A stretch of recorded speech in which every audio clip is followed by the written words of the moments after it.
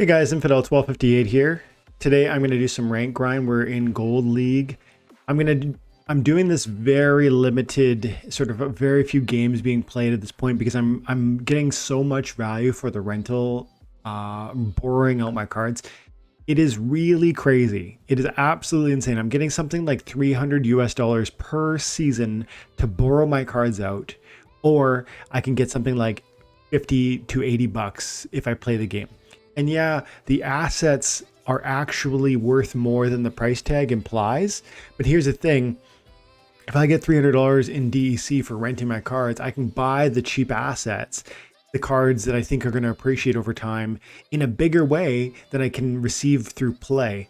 But if I can simultaneously do both of these, like the best of both worlds, rent most of my cards, rent strategically throughout the season, taking advantage of most of that really significant rental profit, and then simultaneously playing the game, getting into Diamond or Champion in the Modern League, I'm going to do it. So that's what we're doing. We're fighting in Diamond, or we're fighting in Gold right now, because we did start this season in Novice. At the beginning of this season, I played for 2 straight days, probably 150 battles a day, maybe more. ECR at 0%, just to get from Novice to Gold 1, and then we fell to Gold 2. So I'm currently underpowered, but let's play a few battles and see if we can see what the competition's like at this point in the season. Okay, so 16 mana cap, holy protection blast. So speed would be helpful. Doing a lot of monsters would be really helpful. As you can see, I'm fighting in the Gold League, but look, my levels are not really all that high. I got level 4, level 4, level 4, level 6. So I have 3 summoners that are ready to go at this specific, 4 summoners that are ready to go at this level. Crutch Televore, Obsidian, Thaddeus Brood, and Waka Spirit Blade. I'm renting Waka Spirit Blade because I'm currently in guild brawls and I'm doing he can compete in the brawl that I'm in. So, blast damage.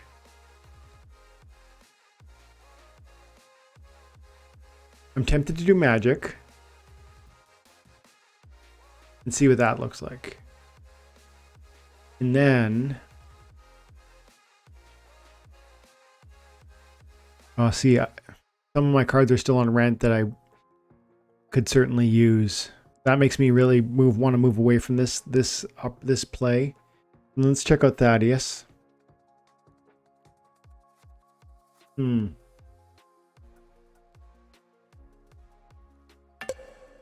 go Crutch. Green. Melee.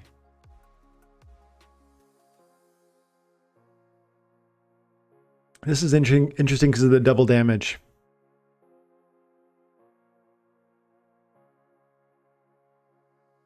The double attack.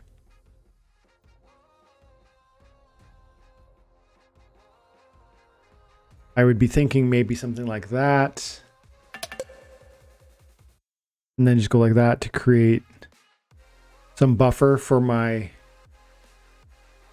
I don't have my Fiend available.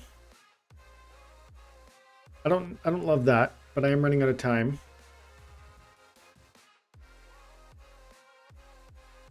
Yeah, I don't love that. But it looks like that's where we're locked in at this point.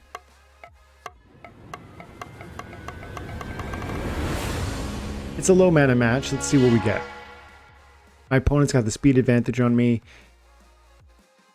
The self-heal was what I wanted here, and he's a faster melee monster.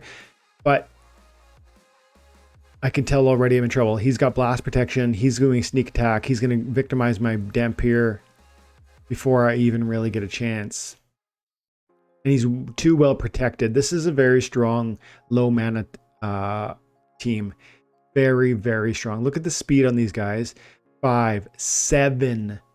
And the armor on every one of them, because of this is why Kelly is so powerful. I'm not a slow monster, and I missed that shot. And of course, my solo can't take out a full team.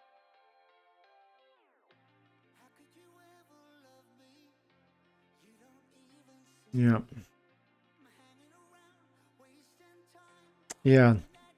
Kelia is a very strong rare summoner, and what you just saw is why. If you are new to this game, I hope you recognize that although Kelia is inexpensive relative to some of the older summoners, she is definitely in a high class, a high caliber of summoner. What she's able to do with the speed manipulation and the armor giving so much more resiliency to a lot of these squishy damage dealers, such as the Pellicore Bandit, even Tidebiter, and then meat shields like the Torrent Fiend become really annoying because they now have an armor and a hit point, and in that case, a holy protection or whatever it's called, the holy divine shield. Yeah, let's play 5 battles. That's one. I just right now I want to feel out what the competition's like at this point in the season. Is my mediocre deck, because a lot of my cards are still renting, is that substantive enough to really to make headway and move forward in gold or even up into diamond? I have 1,000,005 power, but a lot of it is repeat cards, or actually some of it's borrowed and it's wild power too. Like probably 500,000 power belongs almost exclusively to wild. Okay, so stun odds. I want to get some stun out there. And I want to be faster than my opponent. I would pick Kelia, but like we just said, my Kelia is not fast and is lower level. Let's try Kretch. And let's go. I could do something interesting probably there. You know, we go like this, but then what's my stunner? See, that's interesting, but I don't know if it's good enough. I want more than one stunner. I do think I want to do Kretch though. So Kretch, water. Let's see. What I actually want to do is I want to categorize the ability stun. When I pop in, I can just immediately see, do I have any stuns with the blue team? Do I have any with the green team? Do I have any with the white team? So I guess the only one I do have is that red. So we will go Kretch, fire. Launcher's getting it. He's got 3 speed.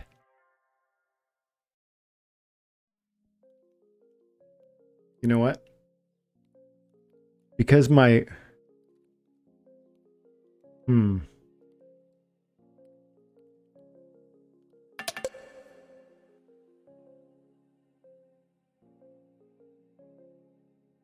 No.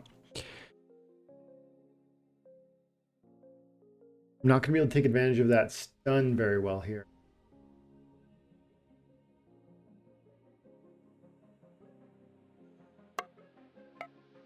I'm going to go like that. I feel like I'm protecting my team from sneak attacks because of the armored archer in my back line. I have a repair, which is going to theoretically support my Robo Dragon as well as my lava launcher, unless he has an opportunity. He doesn't have an opportunity.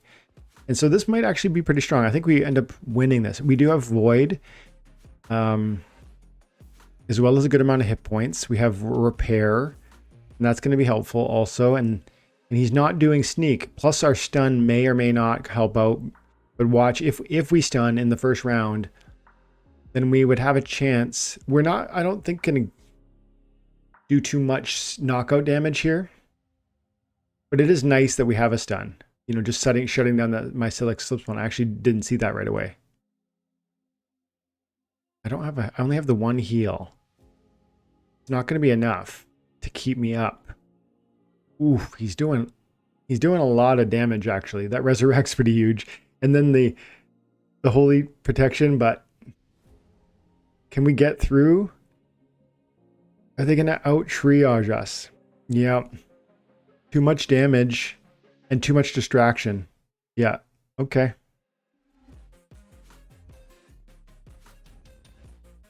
Cool. So 2 battles, 2 losses. Let's keep going.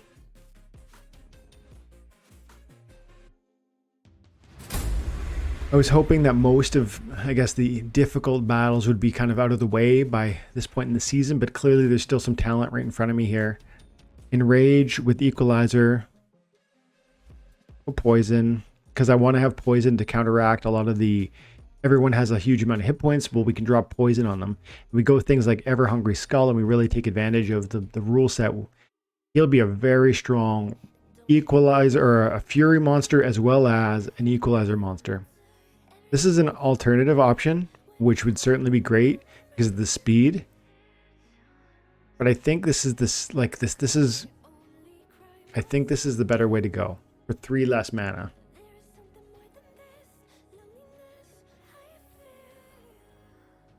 True Strike's almost important because of the Enrage rule set can make it really hard to hit who you're aiming at.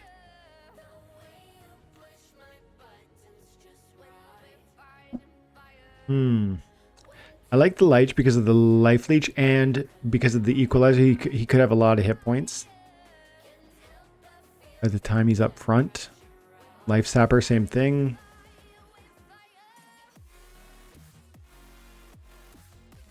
I think it's always good to bring some swiftness. I don't know. I think I need to adjust here. We're going to put the Death Elemental up there instead of Lyra to get a snipe attack out there that could theoretically drop a poison in a snipe position. I think we do the Badger because we want a cheap card mana-wise. I don't care that it's doing next to nothing because the 1 hit point is going to turn into like 10, and it's going to be a sneaker that's going to potentially drop a poison on their rear end. And then I like Cripple Dispel. That might be the play. Unless I see something a little better. This could be interesting because the Scavenge.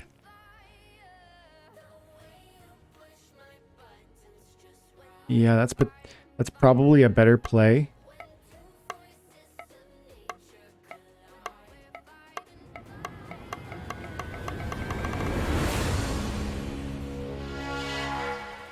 Hey, McCoy. McCoy is a serious Splinterlands investor, long term, been here forever, huge. We had a similar idea.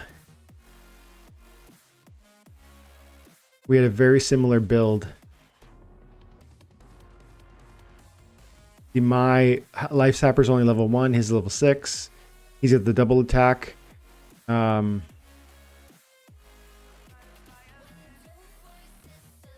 My path to victory, if there is one, is definitely through the poison.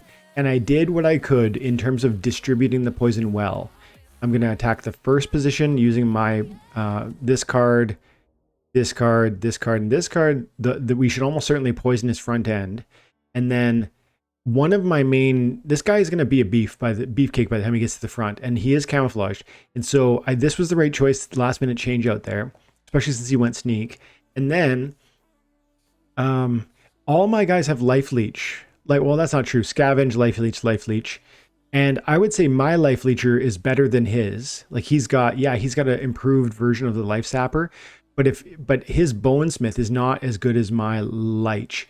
Here's the problem. This infiltrator is gonna kill me before I get, he's gonna be my problem.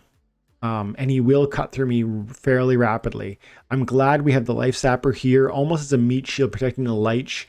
And then I'm glad we're dropping a snipe damage and a sneak damage, and meaning we should put poisons both here, and here if we can manage to land a shot on that Naga Assassin. He's slowing us, but we're gonna have 2 speed. I bet this bugger kills me through. I bet my Badger never lands a shot on the Naga. Let's find out. I think we win due to poison. Doosh. That poison right off the bat is really significant considering how few hit points we all have.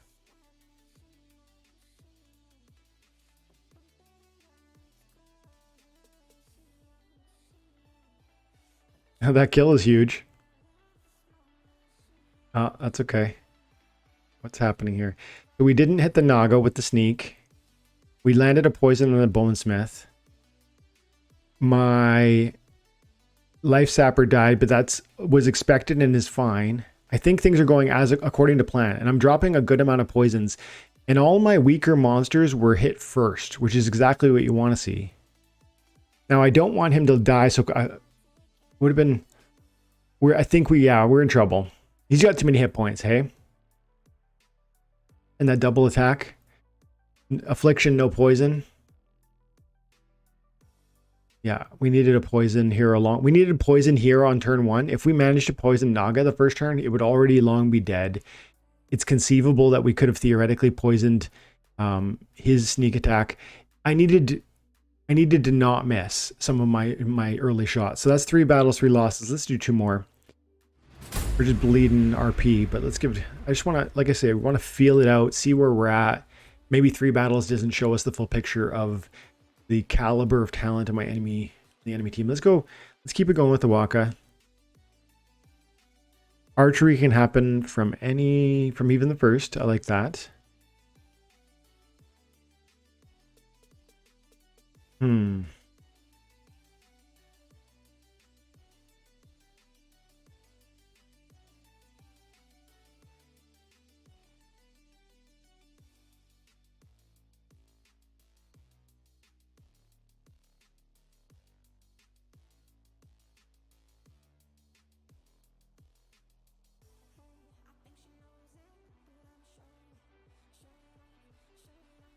I'm looking for fast players, and I don't have a ton of them.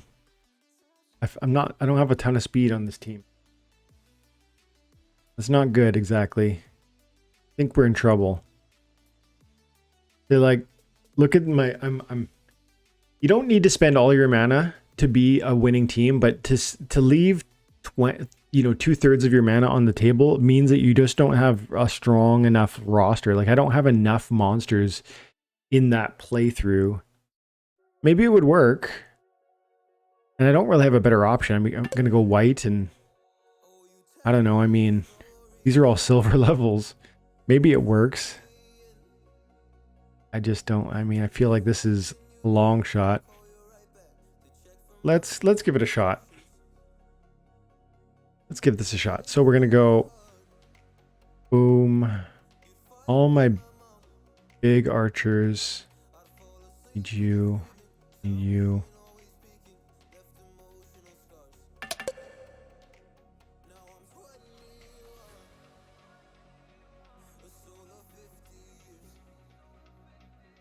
I don't know. It might work. I feel like that's a stronger team, even though it's silver level, as opposed to my death team, which really only had kind of 2 higher level monsters to work with. I'm outgunned though. He's like, everything I've got, he's got, but better.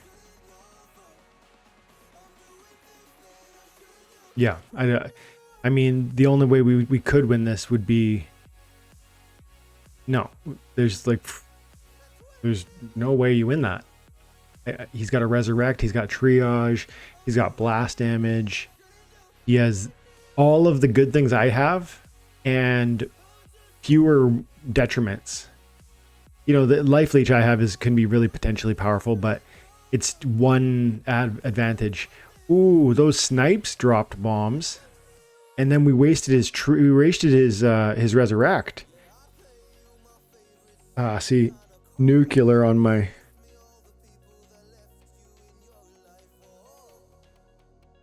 That's a big kill, but it's too little. Not enough. We are firing from the first position, but he's got me. Yeah. Okay, one more. This is not good, guys. Slow goes first, little ones. Obsidian, this could work. This is always an interesting team. Boom, boom. Put the light up front. Boom.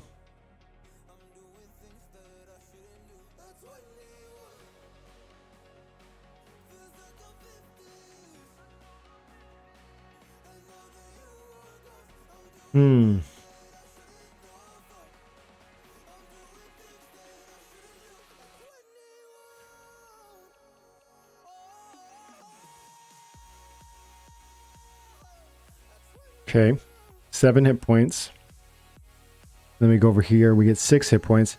Why not do Zenith Monk? Because a Hill Giant has 1 speed and we're going slow first.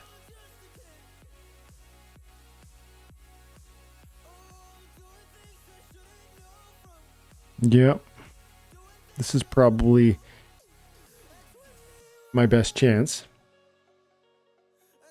A lot of my cards are still underpowered. I need to, if I'm gonna, what I'm seeing is that the talent, the caliber of enemy at this level, at the Gold League, Gold 2, I'm middle of the row here, and I'm still getting slapped.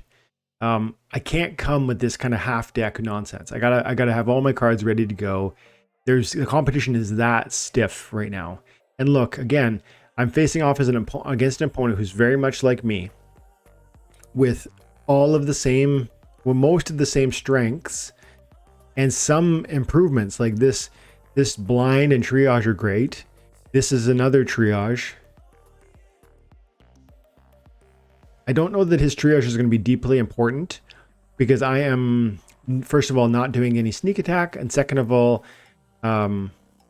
his sneak attack monsters are all, or sorry, his rear monsters are all quite small and weak. And he picked like a fast Uraeus. Maybe we do pull this one out, but I don't think so. That miss is annoying. Not that it really mattered.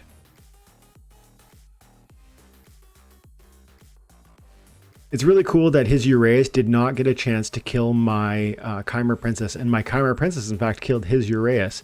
So yeah, we're gonna pull that out just almost simply because he didn't get a chance to kill this guy, because that ended up snowballing into a significant amount of damage output, as opposed to you know, me losing that early. So we get one win out of 5 games, and frankly, it was that one Uraeus that he picked, which is too fast for the context of the reverse speed. So what am I seeing here? I'm thinking even with 6 days into the season, like we're nearly halfway through the season, there's still a tight amount of competition in Modern at Gold 2. And Gold 2 used to be a pushover, but the intensity of this game has gotten so much more severe. And it's something I keep noticing at every level, whether it was Wild, which I was playing last season, or Modern, which I'm playing now. You can't come soft with like a bunch of, you know, like a half deck. You need to be prepared. You need to actually, if you want to win regularly, you want to win most of your games, you actually have to have all the guns lined up. You have to be fully equipped. You can't come weak. And I currently am, you know, I'm under armored. I'm under let's see. A number of my weapons are just not there, like the level 4, level 2, level 1, level 4, and that's not going to be good enough. And we go legendaries, we can see, not summoners. I mean, where are all my legendaries? They must be rented out. And then even those I have, like we're talking level 1s, that's not going to get it done. Epics, wow, like I have a good deck and they're not here. So I can't do this if I want to win, even though, look guys, I have 1.5 million power. That's modern power too. No, my bad. That's my total power. And some of it is definitely wild. So let's see, owned. Yeah. Yeah, see, most of my stuff is, like, I've got a good chunk of change over here on this side of things, on the wild side. So I'm going to have to go curate my rental list. I'm making a ton of value from renting, though. Like I said at the beginning of the video, I'm currently renting out 26,000 DC per day. And it could be as high as 40 if I was renting everything. So I'm trying to find that middle ground, but if I can get that sweet spot where I'm going to be able to, for many, many days of the season, rent most or all of my cards, that's going to really translate to a snowballing of asset accumulation. And then at certain key moments throughout the season, if I can, you know, unrent so I can then guild brawl or tournament fight or win, or, you know, rank season climb in these kind of abbreviated windows. That's my new strategy. Really take advantage of the rental profits available, put that value to work by buying new assets, and then for certain limited windows of time, I will just play rank battle to the ground. I'll go from 100 to 0 in a day on my ECR at certain times. And right now, that I'll report back to you guys at the end of the season how that really worked out financially. But so far, I'm making like 25,000 DEC a day. times 0.006 is something like, it's like something like $15 a day times 15 days in a season. We're talking $200 or $300 a season. If I rent all my cards, or, you know, most of my cards, $200 a season versus probably, if I'm lucky, 80 or $100. And that's including all my daily rewards, all my season rewards. So I'm making double. Plus, this way I'm going to actually get Gold League or Diamond League rewards, and I'm going to get that rental profit. So it's kind of, maybe this is the best of both worlds, and I'll let you guys know how that goes at the end of the season. Guys, thanks a lot for your time and attention. Have an amazing day. God bless.